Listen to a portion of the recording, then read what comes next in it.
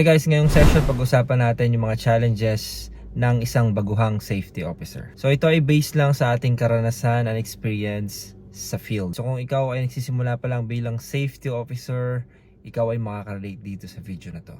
First challenge na na-experience natin is yung makisalamuha or yung pakikitungo sa tao. Minsan mahirap kumbinsihin yung mga tao, yung mga workers na sumunod sa mga safety procedures or protocols or policy na meron tayo. Lalo na kung meron na silang mga nakasanayan or may mga existing na sistema na ginagawa nila. And yung iba, yung mga matatagal, sasabihin nila 10 years na silang tatrabaho at ganun yung sistema nila, wala naman nangyayaring insidente, then babaguhin natin. Yung iba may mga hesitation or hesitant, yung iba nagdududa lalo na kung ikaw ay bata pa na safety officer, minsan parang gagawin lang nilang biro or tatawanan ka lang. So ito ang tip natin, be approachable. Makinig muna tayo sa mga sinasabi, lalo na nung mga workers natin na may matagal na experience. Kita natin na nandyan tayo hindi dahil para manita, hindi para protektahan sila. Gawin nating simple yung pag-explain sa kanila na ang safety is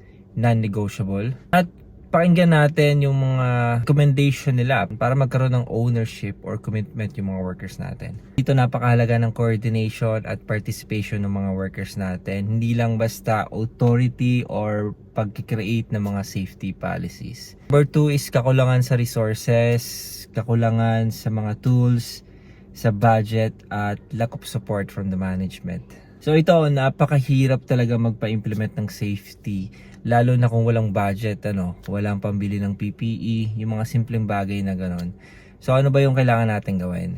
Be resourceful and strategic. Kung tight budget yung company, alamin natin yung essential or yung kailangan nating unahin. Kumuha tayo ng proposal or mag-budget tayo, alamin natin yung kauna-unahang bagay natin na kailangan i-provide sa mga workers or kailangan ipa-implement sa site. Pakita natin yung mga non-compliance or yung mga possible penalties na kakaharapin ng company kung hindi sila magko-comply para ma-emphasize natin yung kalahagahan ng pagpapa-implement sa management. At para ma-convince natin sila syempre. Basta keep in mind na wala namang perfectong company pagdating sa safety. Number 3 is kakulangan sa kaalaman sa regulatory knowledge and standards and compliance. So kung nagsisimula ka pa lang na safety, may mga bagay na hindi tayo aware.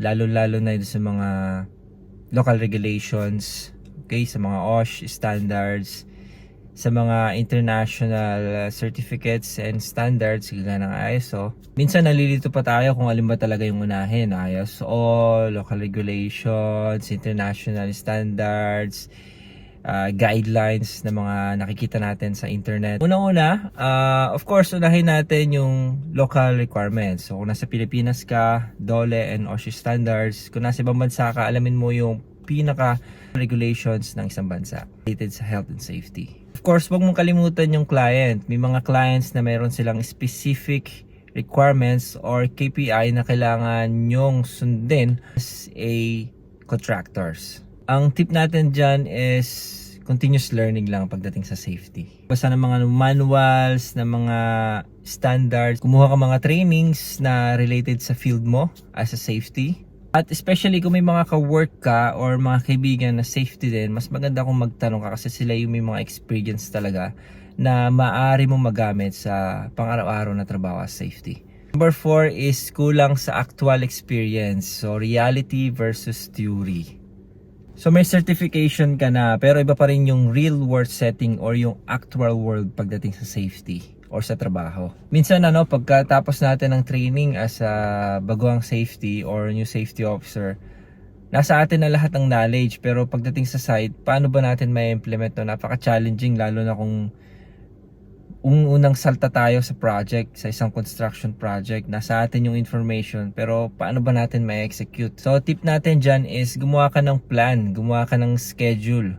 Ano ba yung mga kailangan mong gawin? Kagaya ng risk assessment, training, inspection, yung mga toolbox talks, awareness programs. So i-plan mo, i-schedule mo kasi hindi naman natin magagawa yun at one at a time or sabay-sabay. So mas maganda na yung schedule natin para isa-isa nating na-accomplish yung mga bagay na kailangan natin gawin. Of course, kung makakakuha ka ng mentor or kung makakahanap ka ng mentor, that's someone who can observe or learn from.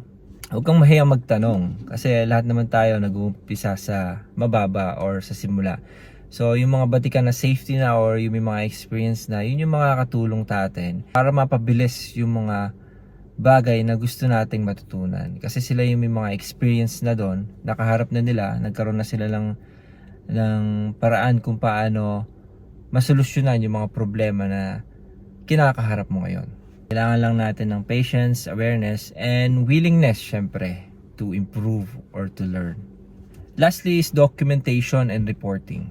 Paggawa ng incident reports, monthly reports, safety policies, procedures, mga data na kailangan mong i-submit. Nakaka-overwhelm talaga, di ba? Lalo na kung hindi natin alam kung paano gawin yung report. Kung hindi ka marunong gumamit ng computer, kailangan mo talaga mag-aral. Okay? Especially yung paggamit ng Microsoft Word, Excel, yung PowerPoint, kasi magagamit mo to sa pag-create or paggawa ng trainings. Set ka ng system, schedule kung paano mo masasangat yung pag-aaral ng paggamit ng computer or pagpapractice paggawa ng mga reports. Araw-araw maglaan ka ng isang oras, let's say after ng trabaho mo, pwede kang umattend ng trainings, may mga online naman na available kung hindi ka pa talaga marunong mag-computer. Magpaturo ka sa mga friend mo na marunong gumamit ng Word, ng Excel, ng PowerPoint. Huwag kang mahiya kasi kung hayaan mo lang na hindi ka marunong mag-computer, pagdating ng araw, pag nagkaroon ng mga openings or available sa company nyo na mas mataas na posisyon and ito yung requirements nila, so maaaring hindi mo makuha yung posisyon na yun. Practice mo yung paggawa ng report kasi isa yan sa makakapagpabilis ng trabaho mo as a safety. Pagdating ng araw, mapapansin mo yung paggawa ng report mo is napakadali na lang. Huwag lang puro hingi ng documents.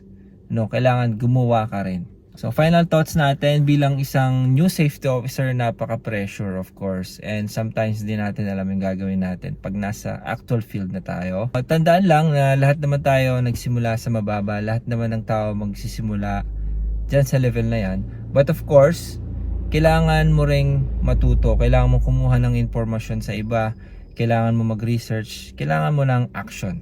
And of course, kailangan willing kang matuto, willing kang mag-invest at kumilos. Habang tumatagal, magiging matatag at mahusay sa role na ito. Kaya good luck bilang safety officer.